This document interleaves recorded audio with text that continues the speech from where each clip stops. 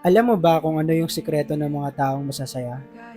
Simple lang, na-appreciate nila yung mga bagay na meron sila ngayon. Dapat ma-feel mo yung mga bagay, pinapangarap mo lang noon at ngayon nandito na sa harap mo. Kasi minsan, nakakalimutan natin i-appreciate na matagal na nating hinihiling. Tapos nung dumating na, nakalimutan na natin i-appreciate. Ang tagal kong pinangarap dati. Pinaghirapan ko para makamit ko, para mabili ko. Tapos nung dumating na, baliwala na lang sa'yo. Kasi, yung attention mo, nakafocus na naman sa bagong bagay. Kung anong meron sa'yo muna ngayon, i-appreciate mo muna. Magpasalamat ka kasi dumating na yung mga bagay na hinihiling mo.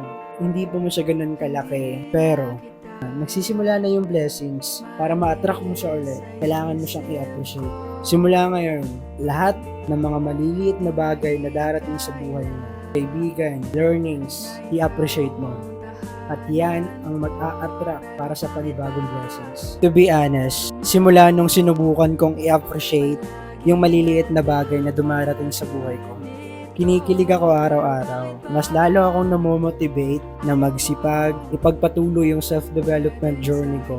Kasi alam ko, nakaka-attract ako ng positive energy. Nakaka-attract ako ng maraming blessings. Kaya ikaw, kung nakakalimutan mo man, i-appreciate yung maliliit na bagay na meron ka ngayon.